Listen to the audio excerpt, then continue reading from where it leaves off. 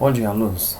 Nós vamos começar agora o nosso capítulo 10, que é intitulado Entre Desigualdades Internas e Imigração no Continente Europeu. Então nós vamos entender que a Europa também não é só esse mar de rosas, que por mais que seja o continente mais desenvolvido, apresenta sérios problemas dentro do seu território. Vamos lá então.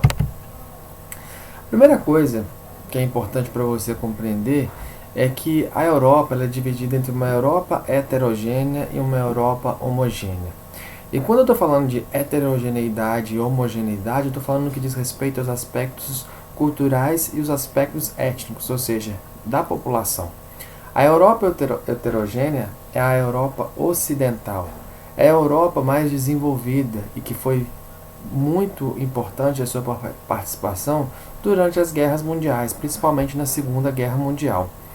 Na segunda metade do século XIX, a Europa Ocidental, principalmente França, Alemanha, passou a receber muitos imigrantes, justamente por conta do seu desenvolvimento industrial. Principalmente no início, os imigrantes dentro do próprio continente iam para a França e para a Alemanha, pessoas de Portugal, da Espanha, até mesmo da Inglaterra e de outros países vizinhos.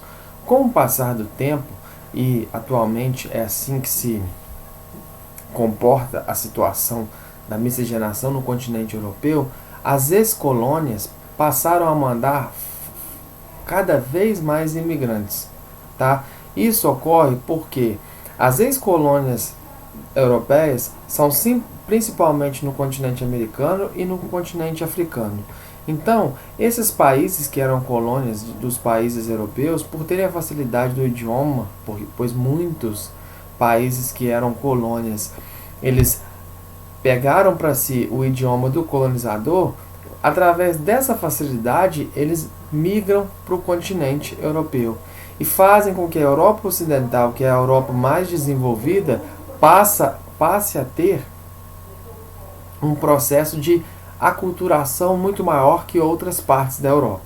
Então, quando eu estou falando de Europa heterogênea, eu estou falando da Europa Ocidental, principalmente nas regiões de França, Alemanha, Áustria, hoje também Espanha, Portugal, que vem recebendo cada vez mais um número de imigrantes significativo das suas ex-colônias. Heterogênea se diz o quê?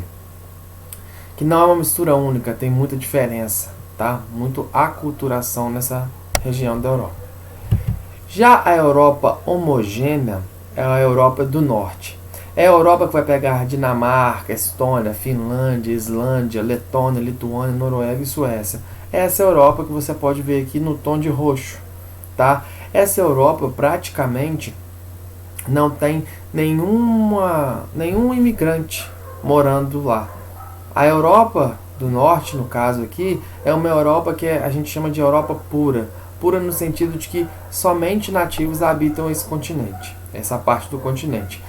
Segundo os estudos, pelo menos 96% da população da Europa do Norte, que também pode ser chamada de Europa setentrional, é composta apenas por nativos, ou seja, por pessoas que nasceram ali.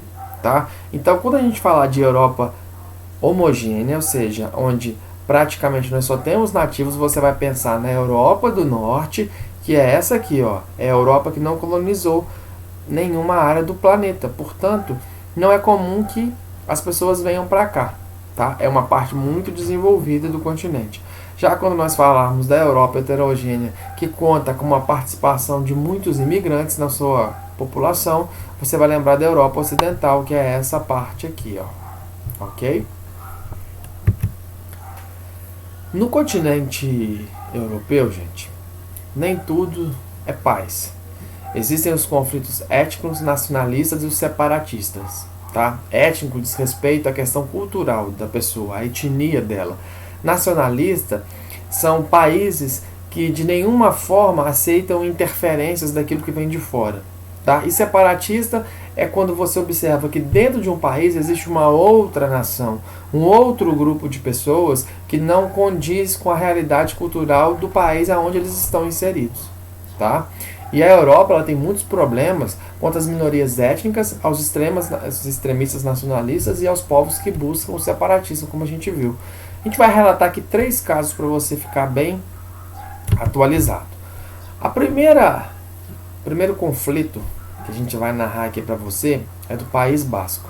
O País Basco, como você pode observar aí na imagem, ó, é esse em vermelho destacado aqui, tá? Que está no norte da Espanha, fazendo divisa aqui com o extremo sudoeste da França. País Basco é uma região autônoma. O que é uma região autônoma? Está no Estado espanhol, mas possui uma certa autonomia em relação a alguns assuntos, tá? Mas de uma forma geral pertence à soberania espanhola, tá?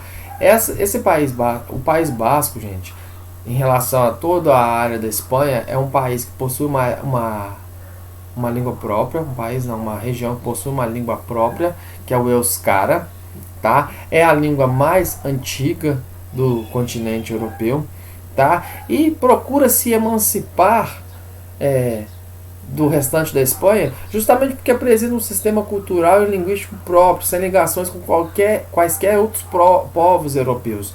E possui o idioma mais antigo do continente, como eu falei. Então eles querem se emancipar porque eles não se sentem pertencentes à Espanha, tá? Eles querem formar o seu território, tá? E aí, durante o período onde os movimentos separatistas do País Basco foram muito intensos, houve a criação até de um grupo terrorista chamado ETA, tá? Por parte dos bascos, no intuito de atacar a Espanha e forçar o processo de separação. No entanto, até hoje isso não ocorreu e o País Basco continua sendo uma região autônoma, mas pertencente à Espanha.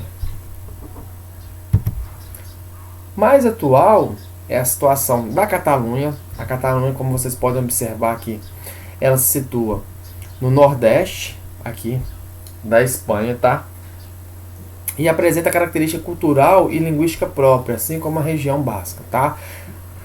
Lá na Catalunha, eles não falam simplesmente espanhol. É uma mistura de espanhol com galego, que é uma língua daquela região, tá?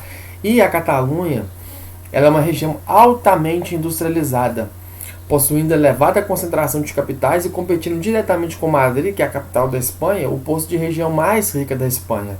Então eles querem se emancipar, não sei se vocês estão atualizados, passa frequentemente na TV, que houve até plebiscito pela parte da Catalunha, onde 85% da população da região é a favor da emancipação da Espanha, só que as autoridades espanholas, elas nunca vão querer perder a Catalunha, porque se a Catalunha se emancipar e não fizer mais parte da Espanha, a Espanha vai perder grande quantidade de recursos da sua economia, cerca de 20%. Então o PIB da Espanha vai cair. E a Espanha, que hoje já se encontra numa situação não tão favorável economicamente, no que diz respeito ao seu PIB, ao seu desenvolvimento industrial, a Espanha, por exemplo, apresenta no continente europeu o país com a maior quantidade de jovens desempregados. Mais desempregados eles vão ter e a economia vai cair. Então, por conta disso, a emancipação da Catalunha é cada vez mais vista de uma forma negativa pelas autoridades espanholas, justamente pelo fato da Catalunha contribuir e muito para o desenvolvimento econômico da Espanha, tá? Esse é um movimento. País Basco e a região da Catalunha, todos são movimentos separatistas, tá? E a gente tem também o caso da Irlanda. A Irlanda é subdividida em 2 países. Você vê aqui, ó, que onde tem um símbolo aqui do Reino Unido, o símbolo da bandeira do Reino Unido. Isso aqui é a Irlanda do Norte, tá? Que ela pertence ao Reino Unido, juntamente com o País de Gales, Escócia e Inglaterra. E você tem a outra que é a República da Irlanda, tá? A Irlanda, gente, ela é subdividida em 2 países, como eu disse, onde na Irlanda do Norte há o predomínio de protestantes, ou seja, de evangélicos, e na República da Irlanda aqui, essa aqui que não tem ligação com o Reino Unido, há o predomínio de católicos, tá? Qual foi o conflito que marca a Irlanda? É o seguinte, em 1919, buscando a eliminação do preconceito religioso entre protestantes e católicos e a emancipação da Irlanda do Norte, radicais norte-irlandeses criaram o exército republicano irlandês IRA, que passou a entrar em conflito direto com o Reino Unido. Na verdade, o IRA, que é esse grupo aí que muitos chamam até de grupo terrorista, ele surgiu no intuito de fazer com que a Irlanda do Norte se emancipe e não se submeta às decisões impostas pelo Reino Unido, tá? Agora, a questão da imigração na Europa. Só lembrando que a imigração tem a ver com chegada de pessoas.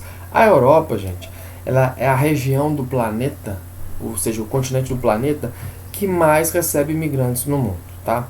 Quando eu falo de país, o país que mais recebe são os Estados Unidos, aqui no continente americano.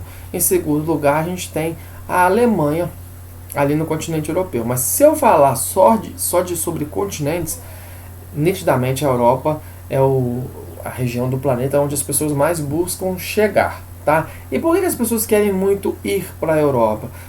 Principalmente por conta da elevada qualidade de vida que faz com que as pessoas queiram desejar ir para o continente europeu.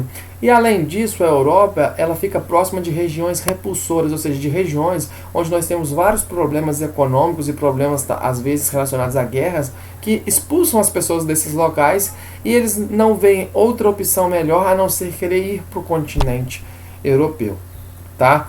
E o que acontece? Como a população europeia ela passa por um processo de envelhecimento significativo e ela precisa de mão de obra, alguns países do continente europeu até estão facilitando a abertura de fronteiras para que esses imigrantes possam chegar no continente, tá? Então, eu quero que vocês entendam isso. 3 coisas que é importante você saber. Que a Europa é a região com a maior chegada de imigrantes do planeta, que os imigrantes vão para essa região por conta da excelente qualidade de vida do continente europeu, que chama a atenção do mundo como um todo, e pelo fato do continente estar próximo às áreas mais repulsoras do planeta, como o Oriente Médio e África.